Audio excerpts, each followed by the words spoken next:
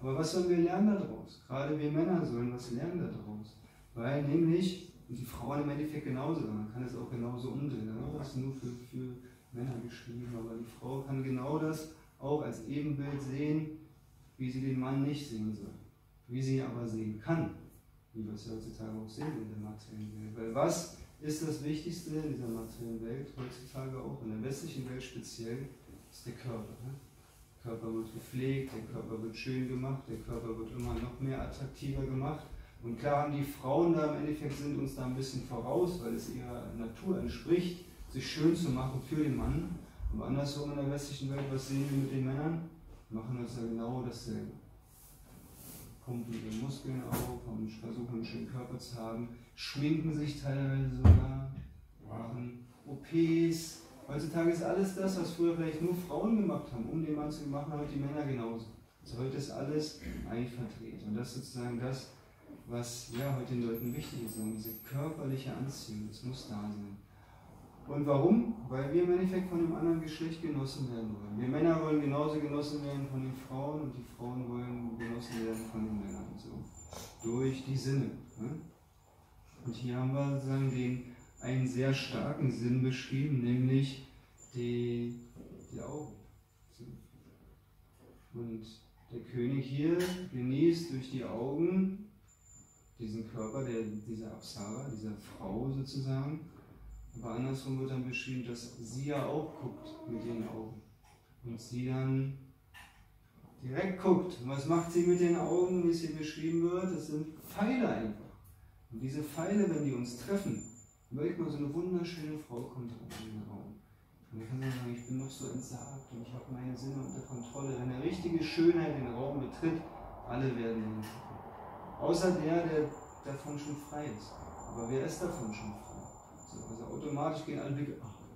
Und dann denken sie, ach, ich will gar nicht hin. Ach, jetzt habe ich mich wieder erwischt oder so wollten wir nicht. Aber jeder guckt automatisch dahin.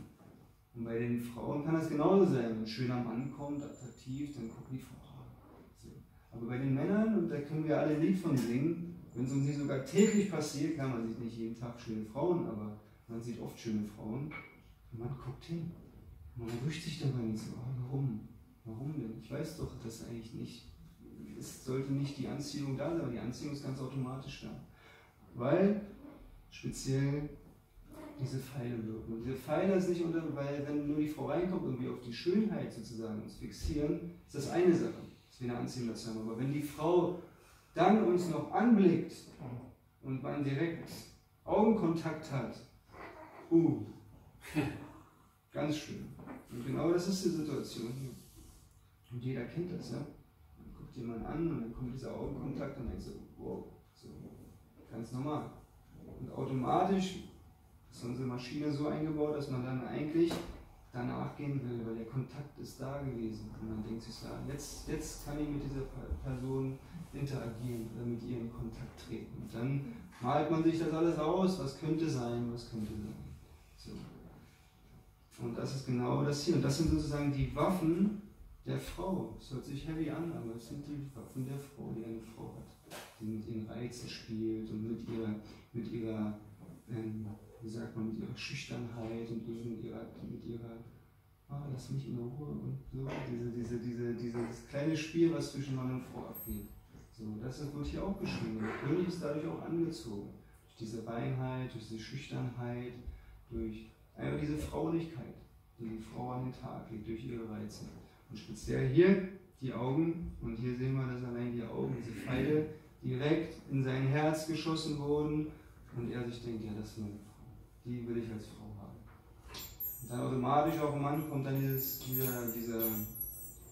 Sinn hoch, dass die möchte ich nicht nur besitzen, sondern die möchte ich auch schützen. So, das ist dann der nächste Punkt, der ganz natürlich ist. Der Mann möchte jemanden beschützen. Also sucht er sich jemanden, den er beschützen kann. So. Und hier der König nimmt dann sozusagen diese Apsara an. Aber wie wir so sehen können, gibt es im Körper eingebaute Funktionen wie die Sinne und auch unser Bewusstsein, und das wird in der Bhagavad Gita sehr schön beschrieben, wir können uns selbst entscheiden in diesem Leben, sind die göttlichen Ursprungs, also eigentlich ist ja alles göttlichen Ursprungs so, aber haben sie göttliche Eigenschaften oder haben sie dämonische Eigenschaften? Und da wird in der Bhagavad Gita sogar beschrieben, dass oder überhaupt in den Veden beschrieben, dass die Halbgötter und die Dämonen, die ja ewig eigentlich gegeneinander kämpfen, eigentlich denselben Ursprung haben. Die kommen nämlich alle von Prajapati. Also eigentlich vom Göttlichen werden sie hervorgebracht.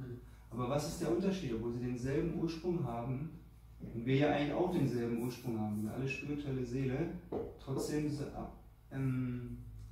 acten sozusagen die Menschen unterschiedlich. Der eine ist mehr dämonisch und der andere mehr aus dem Göttlichen hingezogen. So. Das ist einfach dieser freie Wille. So.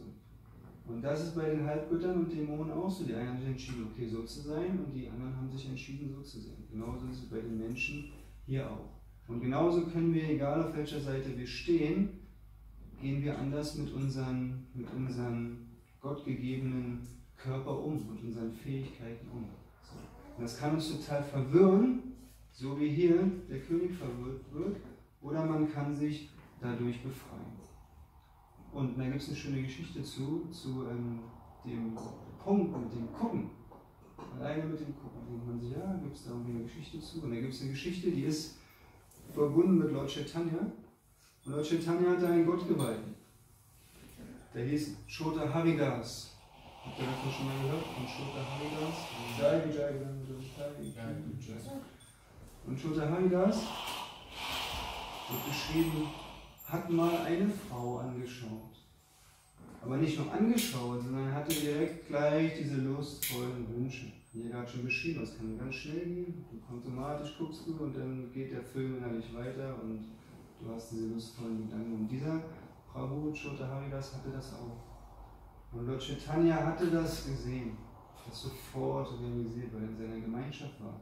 Und er wusste immer ganz genau, in welcher Gemütsstimmung seine Geweihten sind. Und sobald jemand nicht die richtige Gemütsstimmung hatte, auch damals beim Kirtan und so, hat er gesagt, raus, schickt ihn weg. Oder so. Er hat immer geguckt, dass alle ein reines Bewusstsein hatten. So. Sonst konnte Lord Chaitanya selber nicht in seine typischen Ekstasen gehen, die er gerne gehabt hat. So. Und er hat es sofort gemerkt. Und der Chotharis hat das auch gemerkt. Und was hat er gemacht?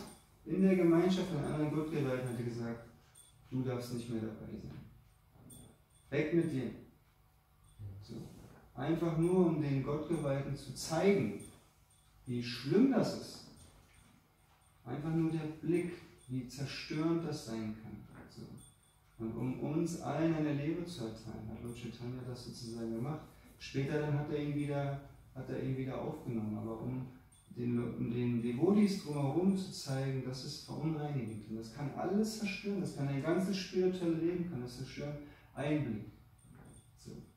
Und was du dann vielleicht dann daraus machst. Andersrum gibt es auch Geschichten, dass Lord Chaitanya war sehr, sehr strikt. Er hat Frauen nicht mal angeschaut. So. Oder es wird auch beschrieben, er hatte ja auch Schüler, Disciples, wie wir vorhin schon hatten. Er hatte Grihastha, Haushälter als Schüler oder in seiner Gemeinschaft. Aber er hat nie mit Frauen sozusagen geredet oder interagiert. Und immer die Männer, die mit ihm Gemeinschaft hatten. Und die Frauen wird beschrieben, die hatten noch diese Kultur, dass sie aus der Entfernung haben sie Lord Chaitanya Ehrerbietung dargebracht. Und Lord Chaitanya hat es dadurch akzeptiert. Aber nie haben sie persönlich miteinander sozusagen gesprochen. Und wenn die Frauen etwas wissen, dann haben sie das durch ihren Ehemann oder durch einen anderen Mann sozusagen, haben sie dann Lord Chaitanya die Message sozusagen zukommen lassen. Also das war sozusagen die vedische Kultur. Das sehen wir heute auch in Indien, dass das praktiziert wird. Und dass auch die Frauen sich ihrer eigenen Kraft, ihrer Shakti, die sie haben, in Form von Haaren oder Blicke oder Klänge, die sie von sich geben, so dass die das kontrollieren müssen und dass sie das in einer Situation, zum Beispiel mit einem Heiligen, zum Beispiel einem Sannyasi oder einem Vaishnava allgemein, einem Menschen, der spirituell praktiziert oder speziell auch einem Brahmachari, wie habe ich mich dazu verhalten? Und das sehen wir, für uns Westler mag das alles ein bisschen strange erscheinen, weil wir das nicht gewohnt sind. In Indien sehen wir, dass die Frauen bedecken ihre Haare.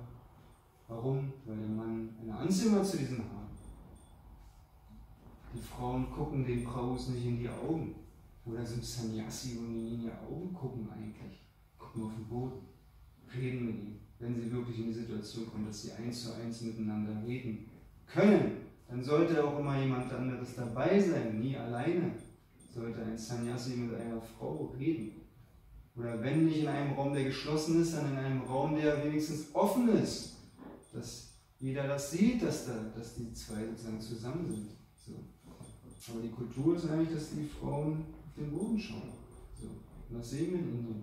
Die Frauen auf den Boden reden mit den. So. Und der Brahmachari genauso, die Männer auch, sie sollten dann nicht die Frau genießen, abchecken von oben bis unten, oh, was hat sie für einen Körperbau und was hat sie für eine Haare und was hat sie dies, das. Sollten die auch nicht angucken. So ein gegenseitiges, gutes Verhalten führt gar nicht zu so einer Situation. Und das ist sozusagen der Schlüssel. Das sind diese Regeln und Regulierungen, um sich gegenseitig halt zu schützen. Das ist das Beispiel. Das ist wie Feuer und Butter. Ne? So. Der Mann ist wie Butter und Butter wissen wir selbst, wenn es warm wird, dann sieht die irgendwann nicht mehr so schön viereckig aus, wie sie eigentlich vielleicht aussieht hier, wenn wir sie im Laden kaufen. Richtige Butter ist nicht viereckig, aber wir kennen sie so. Und sobald sie mit Wärme in Verbindung kommt, speziell mit Feuer, was macht die Butter? Schmilzt, verliert ihre Form, geschmolzen.